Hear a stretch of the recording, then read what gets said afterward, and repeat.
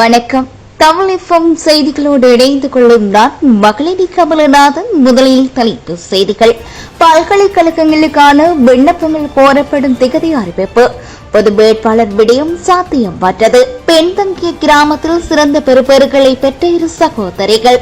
தாக்குதலுக்கு உள்ளான நாடாளுமன்ற உறுப்பினர் தீவிர சிகிச்சை பிரிவில்.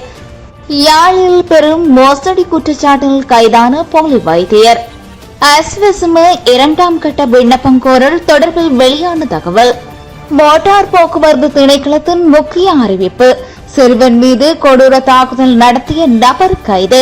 வெள்ள அபாய நிலை குறித்து அறிவிப்பு. நீர்ப்பாசன திணைக்களம். இலங்கை ஆசிரியர் சங்கத்தின் விசேட அறிவிப்பு. இனி வருவன விரிவான செய்திகள். முதலில் இலங்கை செய்திகள். 4000 விவசாயிகளுக்கு 40 லட்சம் ரூபாய் பெறுமதியான பாராசூட் நாட்கால் தட்டுக்களை 25% மானியத்தின் கீழ் வழங்குவதற்கு தீர்மானம் எடுக்கப்பட்டுள்ளது. விவசாய அமைச்சர் மஹிந்த அமரவீரவின் ஆலோசனைக்கு அமைய இந்த தீர்மானம் எடுக்கப்பட்டுள்ளது. புதிய விவசாய தொழில்நுட்பத்தை விவசாயிகளுக்கு அறிமுகப்படுத்தும் திட்டத்தின் கீழ் நாற்றுகளை நடுவதற்கு இந்த பாராசூட் டிஸ்கான்களை பயன்படுத்தும் முறை அறிமுகப்படுத்தப்பட்டுள்ளது. நெல் சாகுபடிக்கு பாராசூட் டிஸ்கான்களை பயன்படுத்தினால் அதிக பலனை பெறலாம் என தெரிவிக்கப்படுகிறது. நாட்டில் நிலவும் சீரற்ற வானிலை காரணமாக உயிரிழந்தவர்களின் எண்ணிக்கை 21 அதிகரித்துள்ளது. அனைத்து முகாமைத்துவ நிலையம் விட்டு அதிகாலை 6 மணிக்கு வெளியிடப்பட்ட அறிக்கையில் இந்த விடயம் தெரிவிக்கப்பட்டுள்ளது. இதன்படி மாத்தறை மாவட்டத்தில் 6 பேரும், ரத்தினபுரி மாவட்டத்தில் 5 பேரும், கொழும்பு மாவட்டத்தில் 3 பேரும், காலிகம்பகா களுத்துறை மாவட்டங்களில் தலா 2 பேரும், கேகாலை மாவட்டத்தில் ஒருவருமாக மொத்தம் 27 பேர் உயிரிழந்துள்ளனர். அனர்த்தங்களினால் 13 பேர் காயமடைந்துள்ளதுடன் ஒரு காணாமல் போயுள்ளதாகவும் தெரிவிக்கப்பட்டுள்ளது.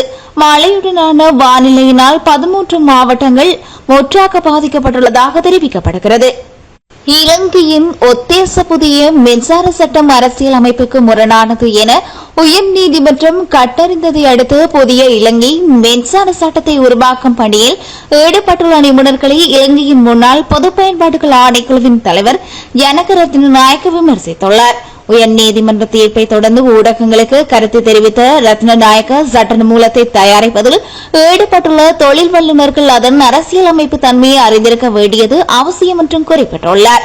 தொழில் வல்லுநர்கள் தங்கள் தொழிலில் கண்ணியத்தன்மை தக்க வைத்துக் கொள்ள வேண்டும் மற்றும் மின்சாரம் போன்ற முக்கியமான வசதி தொடர்பான சட்டத்தை உருவாக்கும் போது பொதுமக்களின் உரிமைகளை பாதுகாப்பதை உறுதி செய்ய வேண்டும் என்றும், எனினும் வரைவு யோசனையின் கீழ் மின்சாரம் மற்றும் மின்சக்தி அமைச்சருக்கு வழங்கப்பட்டுள்ள சில அதிகாரங்களை நீக்குமாறு உயர்நீதிமன்றம் பரிந்துரைத்துள்ளதாக அவர் குறிப்பிட்டுள்ளார். உத்தேச யோசனையில் மின்சார உற்பத்திக்கான உரிமை பிரச்சினைகளுக்கு அமைச்சரின் பரிந்துரைகள் தேவைப்பட்டன. ஆனால் உயர்நீதிமன்றம் அதன் முன்மொழிவுகள் திருத்தங்களில் அமைச்சரின் பரிந்துரைகள் தேவையில்லை என்று பரிந்துரைத்துள்ளதாக ரத்னநாயக்க கூறியுள்ளார். எனவே அமைச்சரின் விருப்பத்துக்கு ஏற்ப மின்சார கட்டணத்தை அதிகரிக்க முடியும் என்பதை உறுதிப்படுத்தும் வகையில் இந்த வரைவு கொண்டுவரப்பட்டதாக சுட்டிக்காட்டியுள்ளார்.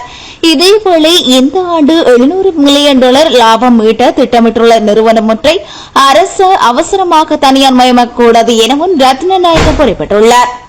காணாமல் போன அரசுக்கு சொந்தமான வாகனங்கள் மற்றும் வாகனங்களை அடையாளம் காண்பதற்காக மோட்டார் போக்குவரத்து திணைக்களம் விசாரணைகளை ஆரம்பித்துள்ளதாக மோட்டார் போக்குவரத்து ஆணையாளர் நாயகம் தெரிவித்துள்ளார். கடந்த சில வருடங்களில் சில பொது நிறுவனங்களிலிருந்து காணாமல் போனதாக கூறப்படும் மற்றும் கோடிக்கணக்கான ரூபாய் மதிப்புள்ள 5000க்கும் மேற்பட்ட அரசுக்கு சொந்தமான வாகனங்களை கண்டுபிடிப்பதன் அவசியத்தை தேசிய கணக்காய்வு அலுவலகம் அண்மையில் வலியுறுத்தியுள்ளது. தொலைந்து போன வாகனங்களின் இருப்பிடங்கள் மற்றும் அவற்றின் தவறான இடம் தொடர்பான ஏதேனும் முறைகேடுகள் குறித்து முழுமையான விசாரணைகளை சம்பந்தப்பட்ட அதிகாரிகள் மேற்கொள்ள வேண்டும் என்றும் கணக்காய்வு அலுவலகம் அறிவித்துள்ளது. இந்நிலையில் காணாமல் போன வாகனங்களை அடையாளம் காண திணைக்களம் விரிவான விசாரணையை ஏற்கனவே ஆரம்பித்துள்ளதாக வீரசிங்க தெரிவித்துள்ளார். ஜனாதிபதி செயலகத்துக்கு சொந்தமான பல வாகனங்கள் காணாமல் போன வாகனங்களாக இனங்காணப்பட்டுள்ளதாகவும் இது தொடர்பில் உரிய அதிகாரிகளுக்கு விரைவில் அறிவிக்கப்படும் எனவும் வீரசிங்க குறிப்பிட்டுள்ளார். ஹங்வெல்ல பாலத்துக்கு கீழ் சிக்கொண்டிருந்த நீர்ப்பாசன திணைக்களத்துக்கு சொந்தமான நீர் அளவீட்டு மானியொன்றை கடற்படையினர் கண்டுபிடித்துள்ளனர். சுமார் 30 மில்லியன் ரூபாய் பெறுமதியான நீர் அளவீட்டு மானியை இவ்வாறு கண்டுபிடிக்கப்பட்டுள்ளது. கல்னியாற்றின் நீரின் அளவு, நீரின் வேகம், நீரின் திசை என்பவற்றின் தரவுகளை சேகரிப்பதற்காக இந்த GPS நீர் அளவீட்டு மானி நீர்ப்பாசன திணைக்களத்தினால் பொருத்தப்பட்டிருந்தது. இந்த நிலையில் கடந்த சில தினங்களாக ஏற்பட்ட வெள்ளத்தில் சிக்கொண்டு இந்த நீர் அளவீட்டு மானி நீரில் அடித்து செல்லப்பட்டிருந்தது. இதனையடுத்து குறித்த ஜிபிஎஸ் நீர் அளவீட்டு மானியை மீட்பதற்கு நீர்ப்பாசன திணைக்களம் கடற்படையின் உதவியை நாடியிருந்த நிலையில் கடற்படையின் சுழியோடிகள் கருவியை கண்டுபிடித்து நீர்ப்பாசன திணைக்களத்திடம் ஒப்படைத்துள்ளனர். சமூக வலைதளங்களில் பரவிய வீடியோன்றின் சிறுவனை தாக்கிய சம்பவத்துடன் தொடர்புடைய நபர் கைது செய்யப்பட்டுள்ளார். இன்று அதிகாலை புல்மோட்டை அரிசிமலை பகுதியில் தாக்குதல் மேற்கொண்ட நபரும் சம்பவத்திற்கு உதவிய குற்றச்சாட்டில் மேலும் 2 பெண்கள் கைது செய்யப்பட்டதாக போலீசார் தெரிவித்துள்ளனர். 45 வயதுடைய ஆண் ஒருவரும் 37 மற்றும் 46 வயதுடைய 2 பெண்களும் கைது செய்யப்பட்டுள்ளனர். இவர்கள் வெளியோயா கல்லாயபுரம் பிரதேசத்தில் வசிப்பவர்கள் எனவும் தெரியவந்துள்ளது. தாக்குதலில் உள்ளான 4 வயதுடைய சிறுவன் போலீஸ் காவலில் வைக்கப்பட்டதாக போலீசார் மேலும் தெரிவித்துள்ளனர். சிறுவன் துஷ்பிரயோகம் செய்த குற்றச்சாட்டின் பேரில் குறித்த நபருக்கு எதிராக விரிவான நடவடிக்கை எடுக்குமாறு பல சமூக ஊடக பயனாளர்கள் போலீசாரை வலியுறுத்திய நிலையில் இந்த கைது சம்பவம் இடம்பெற்றுள்ளது. 4 வயது சிறுவன் கொடூரமாக தாக்கப்பட்டு வீடியோ சமூக வலைதளங்களில் அனைவருடைய பார்வையையும் திருப்பியுள்ளது. ஸ்ரீலங்கா பொதுஜன பெரமுனவின் கண்டி மாவட்ட நாடாளுமன்ற உறுப்பினர்களான மஹிந்தானந்த அல்கமை மற்றும் குணத்திலக்க ராஜபக்ச ஆகியோருக்கு இடையில் மோதலில் காயமடைந்த குணத்திலக்க ராஜபக்ச தீவிர சிகிச்சை பிரிவில் அனுமதிக்கப்பட்டுள்ளதாக தெரிவிக்கப்படுகிறது. குறித்த மோதலில் படுகாயமடைந்த அவருக்கு 3.5 மணி நேர சத்திர சிகிச்சை மேற்கொள்ளப்பட்டுள்ளதாக வைத்தியசாலை வட்டாரங்கள் தெரிவிக்கின்றன. காலில் எலும்பு முறிவு ஏற்பட்டதால் அவருக்கு இந்த அறுவை சிகிச்சை செய்யப்பட்டுள்ளது. ஆளுங்கட்சியின் கண்டி மாவட்ட நாடாளுமன்ற உறுப்பினர்கள் குழு கூட்டத்தில் முடிவில் ஏற்பட்ட மோதலில் குணத்திலக்க ராஜபக்ச தாக்கப்பட்டுள்ளார். மோதலில் காயமடைந்த குணத்திலக்க ராஜபக்ச நேற்றிரவு 3 மணியளவில் கொழும்பு ராணுவ வைத்தியசாலையில் அனுமதிக்கப்பட்டுள்ளார். இதேவேளை சம்பவம் தொடர்பில் போலீஸ் முறைப்பாடு செய்யப்பட்டுள்ளதாக ராஜபக்சவின் பாதுகாப்பு அதிகாரி ஒருவர் தெரிவித்துள்ளார். பொது வேலை திட்டத்தில் ஓர் அணியாக செயற்பட முடியாதவர்கள் பொது வேட்பாளர் விடயத்தில் எவ்வாறு ஒன்றுபட முடியும் என ஈழ மக்கள் ஜனநாயக கட்சியின் ஊடக பேச்சாளர் ஐயாத்துரை ஸ்ரீரங்கேஸ்வரன் கேள்வி எழுப்பியுள்ளார். யாழ் ஊடக அமையத்தில் நேற்று இடம்பெற்ற ஊடக சந்திப்பின் போதே அவர் மேற்கொண்டவாறு கூறியுள்ளார். ஜனாதிபதி தேர்தல் அறிவிப்பான காலங்கள் நெருங்கி வரும் சூழலில் தமிழ் பொது வேட்பாளர் நிலைப்பாடு தொடர்பாக அக்கட்சிகளுடைய ஒருமித்த நிலைப்பாடு எனவும் முடிவுறாத நிலை காணப்படுகிறது. தமிழ் பொது வேட்பாளர் தொடர்பில் ஜெலோ அமைப்பு கிழக்கிலிருந்து ஓர் அறிக்கையை வெளியிட்டதன் பின்னர் அக்கட்சியின் வன்னி மாவட்ட நாடாளுமன்ற உறுப்பினர் அதற்கு எதிராக கருத்தை வெளியிட்டுள்ளார். இதிலிருந்து பொது வேட்பாளர் தொடர்பில் ஒரு கட்சிக்குள்ளேயே ஒருமித்த நிலைப்பாடு நிலவவில்லை என்பது புலனாகிறது. ஒவ்வொரு அணியினரும் ஒவ்வொரு நிலைப்பாடு, அதற்குள் ஒவ்வொருவரும் ஒவ்வொரு கோணங்களில் கருத்துக்களை நிலவி வருகிறது. ஆயினும் எதிர்வரும் பொது தேர்தலை கருத்தில் கொண்டு அதில் ஆசன ஒதுக்கீட்டுகளை பகிர்வதற்கான ஒரு வியூகமாக இந்த பொது வேட்பாளர் என்ற நாடகத்தை அரங்கேற்றுகின்றனர்.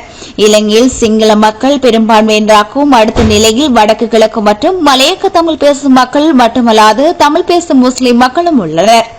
இதில் வடக்கு கிழக்கு நாடாளுமன்ற ஆசனங்களை கருத்தில் கொண்டு இக்கட்சி பொது வேட்பாளர் தொடர்பில் முனைப்பு காட்டுகின்றது. ஜனாதிபதி என்பது நாட்டின் இறைமை, அரசியல், பொருளாதாரம் மற்றும் பாதுகாப்பு தொடர்பான விடயங்களை உள்ளடக்கியுள்ளது. இந்த தேர்தலில் தென்னிலங்கை தேசிய கட்சிகளை சேர்ந்தவர்களே ஜனாதிபதியாக முடியும் என்பது இப்போது வேட்பாளர் தொடர்பில் பேசுகின்ற தரப்பினருக்கு தெரியாத விடயம் அல்ல. இவ்வாறு மேலும் தெரிவித்துள்ளார். கோட்டை புகையிரத நிலையத்தில் புகையிரதம் தடம் புரண்டதால் கரையோர புகையிரத போக்குவரத்து பாதிக்கப்பட்டுள்ளது என புகையிரத நிலையம் தெரிவித்துள்ளது. இதனால் அலுவலக ரயில் சேவைகள் அனைத்தும் தடைப்பட்டுள்ளதாக தெரிவிக்கப்பட்டுள்ளது. அதிபர் ஆசிரியர் சம்பள முரண்பாடு தொடர்பில் நிதிராஜாங்க அமைச்சர் ஜிகான் ஜெமசிங்கவுடன் நடைபெற்ற பேச்சுவார்த்தை தோல்வியடைந்துள்ளதாக இலங்கை ஆசிரியர் சங்கத்தின் பிரதம செயலாளர் ஜோசப் ஸ்டாலின் தெரிவித்துள்ளார். நிதியமைச்சில் இடம்பெற்ற இந்த கலந்துரையாடல் இணக்கப்பாடின்றி முடிவடைந்துள்ளதாகவும் அவர் தெரிவித்துள்ளார். இதன்படி தமது உரிமைகளை வென்றெடுக்கும் வகையில் எதிர்வரும் 12 மற்றும் 26ஆம் தேதிகளில் போராட்டத்தை நடாத்த உள்ளதாகவும் இலங்கை ஆசிரியர் சங்கத்தின் பிரதம செயலாளர் ஜோசப் ஸ்டாலின் குறிப்பிட்டுள்ளார். உத்தேச மின்சார சட்டமூலம் தொடர்பாக உயர் நீதிமன்றத்தினால் பரிந்துரைக்கப்பட்ட அனைத்து திருத்தங்களையும் ஏற்றுக்கொள்வதாக மின்சக்தி அமைச்சர் காஞ்சன விஜயசேகர தெரிவித்துள்ளார். மின்சக்தி அமைச்சர் உத்தியோகபூர்வ எக்ஸ் பதிவில் இந்த விடயத்தினை குறிப்பிட்டுள்ளார். இதன்படி உயர்நீதிமன்றத்தால் முன்மொழியப்பட்ட திருத்தங்கள் நாடாளுமன்ற குழுவின் ஒப்புதலுக்காக சமர்ப்பிக்கப்பட்டுள்ளதாகவும் தெரிவித்துள்ளார். மறைந்த முன்னாள் நாடாளுமன்ற உறுப்பினர் முருகேசு சிதம்பரம் அவர்களின் 22வது ஆண்டு நினைவு தின நிகழ்வு இன்று காலை முன்னெடுக்கப்பட்டன. நெல்லியடியில் அமைந்துள்ள சிவ சிதம்பரம் அவர்களின் சிலை அடியில் குறித்த நினைவு தின நிகழ்வுகள் முன்னெடுக்கப்பட்டன. இதன்போது உருவச்சிலைக்கு மலர் மாலை அணிவிக்கப்பட்டு அஞ்சலி செலுத்தப்பட்டிருந்ததுடன் நினைவேந்தலில் அரசியல் பிரமுகர்கள், பொதுமக்கள் என பலரும் கலந்து கொண்டிருந்தமை குறிப்பிடத்தக்கது. கட்டுநாயக்க விமான நிலையத்தில் வரிப்பணத்தை செலுத்தாமல் செல்ல முற்பட்ட 2 வர்த்தகர்கள் குற்றப்புலனாய்வு பிரிவினரால் கைது செய்யப்பட்டுள்ளனர். மடிக்கணினிகள், கையடக்க தொலைபேசிகள் மற்றும் மதுபானங்களுக்கான வரியை செலுத்தாமல் செல்ல முயற்சி செய்த இருவரும் நேற்று கைது செய்யப்பட்டுள்ளனர். கைதானவர் ஒருவர் யாயல உடன்மித்த பகுதியைச் சேர்ந்த 42 வயதான வர்த்தகரும், மற்றவர் நேர்கொழும்பை சேர்ந்த 41 வயதான வர்த்தகரும் என தெரிவிக்கப்படுகிறது. குறித்த இருவரும் துபாயில் இருந்து 15 பில்லியன் பெறுமதியான பொருட்களை கொண்டு வந்துள்ளதாக தெரிவிக்கப்படுகிறது. அவர்கள் 20 மடிக்கணினிகள், 15 புதிய மடிக்கணினிகள், 15 ஐபோன்கள் மற்றும் 21 மதுபான போத்தல்கள் கொண்டு வந்துள்ளனர். இந்நிலையில் அவர்கள் பயன்படுத்திய 20 மடிக்கணினிகளும் மட்டுமே வரி செலுத்தியதாக சிஐடி விசாரணையில் தெரிய வந்துள்ளது. இதனையடுத்து சந்தேக நபர் இருவரும் நேர்கொழும்பு நீதவான் நீதிமன்றத்தில் முன்னிலைப்படுத்தப்பட்டு ஜூன் 14ஆம் தேதி வரை விளக்கமறியலில் வைக்கப்பட்டுள்ளனர். மேலும் இந்த மோசடியில் சுங்க அதிகாரிகள் யாரேனும் ஈடுபட்டார்களா என்பதை விசாரித்த நீதிமன்றத்தில் அறிக்கை அளிக்குமாறு குற்றப்புலனாய்வு பிரிவுக்கு நீதிமன்றம் உத்தரவிட்டுள்ளது. அனைத்து பல்கலைக்கழக கல்விசாரா ஊழியர்களின் வேலை நிறுத்தம் தொடர்ந்தும் நடைமுறையில் இருப்பதாக அறிவிக்கப்பட்டுள்ளது. பல்கலைக்கழக கல்விசாரா ஊழியர்களின் தொழிற்சங்கங்களுக்கு இடையிலான கூட்டத்தின் போது இந்த அறிவிப்பு வெளியிடப்பட்டுள்ளது. உயர்கல்வி ராஜாங்க அமைச்சர் சுரேன் ராகவனின் தமது தொழிற்சால் பிரச்சினைகள் தொடர்பாக நடாத்திய கலந்துரையாடல் தீர்வின்றி முடிவடைந்ததாக அதன் இணை செயலாளர் தெரிவித்துள்ளார். இது தொடர்பில் மேலும் கருத்து தெரிவித்த அவர், மே 2ஆம் தேதி தொடங்கிய வேலைநிறுத்தம் இன்னும் தொடர்கிறது. நேற்றைய தினம் ராஜாங்க அமைச்சர் ராகவன் உடன் 2 சுற்று பேச்சுவார்த்தைகள் நடைபெற்றன. அரசாங்கம் நமக்கான தேர்வுகளை முன்வைத்தது. ஆனால் நாம் இவற்றை எழுத்துப்பூர்வமாக கோரியுள்ளோம். அந்த சுற்றறிக்கை கிடைத்தவுடன் வேலைநிறுத்தத்தை முடிவுக்கு கொண்டு வரலாம் என தெரிவித்துள்ளார். இனி வருவன இந்திய செய்திகள். மக்களவை தேர்தலில் பாஜக தலைமையிலான தேசிய ஜனநாயக கூட்டணி கட்சி வெற்றி பெற்றதாக பிரதமர் நரேந்திர மோடிக்கு தனது வாழ்த்துக்களை இத்தாலிய பிரதமர் தெரிவித்துள்ளார். இது தொடர்பாக அவர் தனது எக்ஸ் தளத்தில் தனது வாழ்த்துக்களை பகிர்ந்து கொண்டுள்ளார். இதன்படி இந்தியா, இத்தாலி நாடுகளுக்கு இடையேயான நட்பை வலுப்படுத்தும் விதமாக இரு நாடுகளும் இணைந்து செயற்படும் மற்றும் மக்களின் நலனுக்கான பல்வேறு விடயங்களில் ஒத்துழைப்பை மேற்படுத்துவோம் எனவும் தனது பதிவில் குறிப்பிட்டுள்ளார். குஜராத் மாநில காந்திநகர் தொகுதியில் பாஜக சார்பில் போட்டியிட்ட மத்திய உள்துறை அமைச்சர் அமித்கா சுமார் 7 லட்சம் வாக்கு வித்தியாசத்தில் வெற்றி பெற்றுள்ளார் என அறிவிக்கப்பட்டுள்ளது. மக்களவை தேர்தலில் இம்முறை தனிப்பெரும்பான்மை கிடைக்காதால் தேசிய ஜனநாயக கூட்டணி கட்சிகளுடன் கைகோர்த்து மத்தியில் கூட்டணி ஆட்சி அமைக்கும் நிலை பாஜகவுக்கு ஏற்பட்டுள்ளது. எனினும் அதிக தொகுதிகளில் வெற்றி பெற்று தனிப்பெரும் கட்சி என்ற நிலையை பாஜக பெற்றிருக்கிறது. இதேவேளை எதிர்க்கட்சிகளின் இந்தியா கூட்டணி கடந்த தேர்தலை விட அதிக இடங்களில் வெற்றி பெற்று முன்னேற்றம் பாதையில் பயணித்திருக்கிறது. இந்தியாவிலேயே அதிகபட்சமாக 80 மக்களவை தொகுதிகளை கொண்ட உத்தரப்பிரதேச மாநிலத்தில் கடந்த முறை 5 இடங்களில் மட்டுமே வெற்றி பெற்ற அகிலேஷ் யாதவின் சமாஜ்வாதி கட்சி இந்த முறை 37 தொகுதிகளில் வென்றுள்ளார். தமிழகத்தில் தேர்தல் வாக்கு எண்ணிக்கை அமைதியாக நடைபெற்றதாகவும் புகார் ஏதும் வரவில்லை எனவும் தலைவர் தேர்தல் அதிகாரி தெரிவித்துள்ளார். அதன்படி மின்னணு இயந்திரத்தில் கோளாறு இருந்தால் அந்த இயந்திரங்களின் பதிவான வாக்குகள் எண்ணும் முயற்சி எடுப்பார்கள். இல்லாவிட்டால் அந்த இயந்திரங்கள் ஒதுக்கி வைக்கப்பட்டு அடுத்தடுத்த சுற்று எண்ணிக்கை தொடர்ந்து நடைபெறும் என்றும் தெரிவித்தார். இனி வருவன உலகச் செய்திகள். டேயோட்டா நிறுவனத்தின் தலைவர் ஆக்கியோ டேயோட்டா பாதுகாப்பு பரிசோதனை விவகாரத்துக்காக பகிரங்கமாக மன்னிப்பு கேட்டுள்ளார் என சர்வதேச ஊடகங்கள் செய்தி வெளியிட்டுள்ளன. ஊடகவியலாளர் சந்திப்பு ஒன்றில் கலந்து கொண்டு உரையாற்றும் போதே அவர் இவ்வாறு மன்னிப்பு கேட்டுள்ளார். ஜப்பானை தலைமையாக கொண்டு டொயோட்டா நிறுவனத்தின் தயாரிக்கப்பட்ட 7 வகை மாடல் கார்களுக்கு முறையான வகையில் பாதுகாப்பு பரிசோதனை செய்யப்படாமல் ஏமாற்று வேலை நடத்தப்பட்டுள்ளதாக முறைப்பாடு எழுந்துள்ளது. சீனாவின் மத்திய அரசாங்கத்தில் பணிபுரியும் தம்பதியொன்று பிரித்தானியாவை சேர்ந்து M16 என்ற உளவு அமைப்புக்கு உளவு பார்த்ததாக குற்றம் சுமத்தப்பட்டுள்ளது. இதுகுறித்து சீனாவின் உளவு அமைப்பு வெளியிட்டுள்ள அறிக்கையில் பிரித்தானியாவை சேர்ந்து M16 என்ற உளவு சேவையொன்று சீனாவின் தேசிய பாதுகாப்புக்கு அச்சுறுத்தலை ஏற்படுத்தும் வகையில் உளவு நடவடிக்கையில் ஈடுபட்டுள்ளமை அம்பலமாகியுள்ளது. இவ்வாறு இருப்பினும் எங்களது உளவு பிரிவானது பிரித்தானியாவில் குறித்த உளவு நடவடிக்கையை முறியடித்துள்ளது. இவ்வாறு குறிப்பிட்டுள்ளது. பிரபல தொழிலதிபர் ரோபர் முட்ரோச் தனது 93வது வயதில் தனது காதலியான எலோனா ஜிகோவை திருமணம் செய்து கொண்டுள்ளார். இத்திருமணமானது ரோபர் முட்ரோச்சின் 5வது திருமணம் என தெரிவிக்கப்பட்டுள்ளது. திருமண நிகழ்வானது அமெரிக்காவில் கலிபோர்னியாவில் உள்ள அவரது பங்களாவில் நடைபெற்றுள்ளதாக தெரிவிக்கப்பட்டுள்ளது. இந்நிலையில் ரோபர் தம்பதியினருக்கு பலரும் வாழ்த்து தெரிவித்த வண்ணம் உள்ளனர். இத்துடன் செய்திகள் எளிதே நிறைவு பெறுகின்றன. நேர்கள் இதுவரை தமிழ் பிரதான செய்தி அறிக்கையோடு இணைந்திருந்தீர்கள்.